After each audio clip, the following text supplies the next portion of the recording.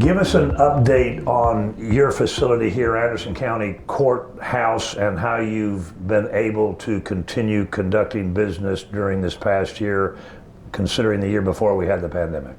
Well, the pandemic continued through 2020 and 2021. That we didn't go back to life as normal court operations at all this year. We did inch our way back into jury trials and having in-person hearings and in-person guilty pleas, but nothing like we had before the pandemic. The judges continue to use Zoom or online hearings, and I think that's going to continue forever, because if a lawyer from Charleston has a 10-minute motion that he needs a judge to hear, I mean, why drive 4 hours for a 10-minute hearing and 4 hours home? I mean, why not do it on the computer? So I think that part will stay forever. We are in the process of reimagining General Sessions Court, criminal court. The Supreme Court ruled that docketing for that needs to be in the hands of the clerk of court and judges. That it's not right for the solicitor, who's responsible for you being prosecuted, also being in charge of your day in court. So they have divided that, and my ladies have been working for the last 90 days like they're fixing to invade Afghanistan. It is unbelievable the amount of work they've done.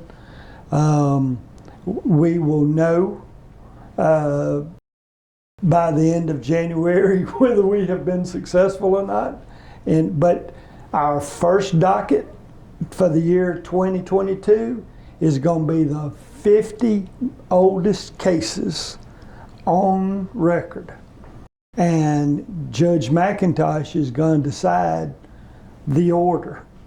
And then for the second week of 2022, it's going to be the next 50. And the way we envision this is he's going to bring the defendant into the courtroom and say, are you ready to plead guilty, or do you want a jury trial? And if they say, I want a jury trial, he's going to say, thank you, have a seat. Jury pool, here we go. And that's exactly how it's going to go. And we're going to try to catch up in 2022 with the things that have kind of fallen by the wayside during the pandemic. What's the backlog look like number-wise? About 6,000. Say that again, but slower. 6,000 criminal cases now in Anderson County. In Anderson County that you've got to catch up on. Well, some of those are not seasoned and ready. They may have just been arrested in December. Yep. But I think right now we have actually 6,000 active indictments. And obviously if every one of them asks for a jury trial, we're going to be here until the cows come home. Absolutely. But so we're not going to catch up this year. Yeah.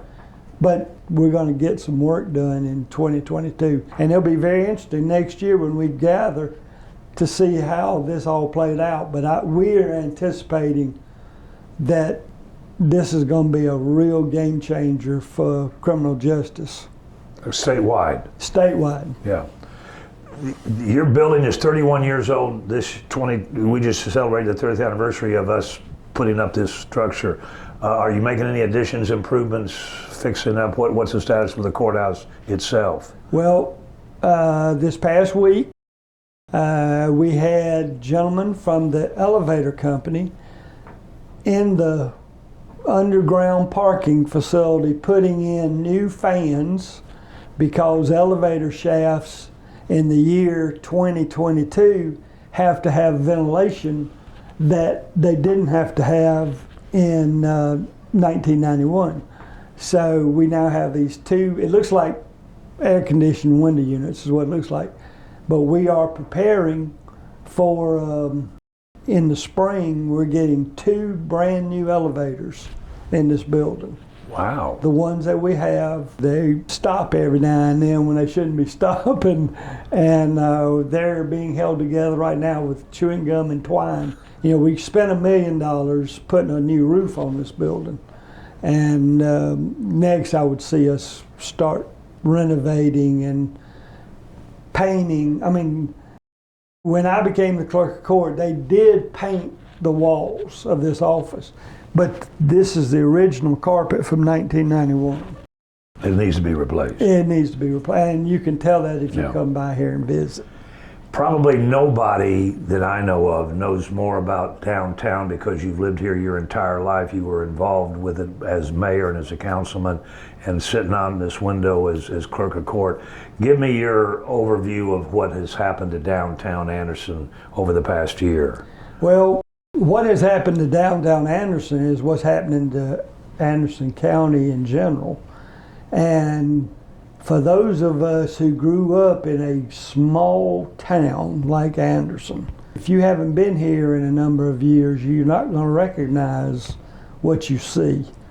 And the improvements that have been made by the city, the additions that have been made by the private sector in terms of like the Homes to Suites Hotel, the Bleckley Station, the Bleckley Inn. I don't believe there's any doubt.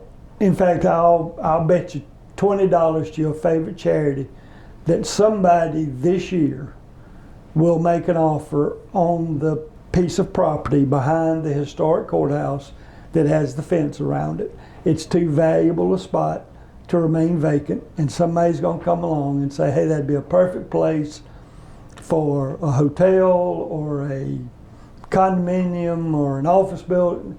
Something's going to go there. It's too valuable. And when you ride around Anderson and you see the paper plant out on 29, or you see Arthrex up on Clemson Boulevard, and you see TTI out near your house. Yeah. I mean, who would have ever dreamed that you would have facilities like that in Anderson County? So there are a lot of people who deserve a big pat on the back for what has transpired. Mr. Clerk, time's up. It always goes too fast when we're down here in your office. Thank you for doing a phenomenal job as our clerk of court for Anderson County.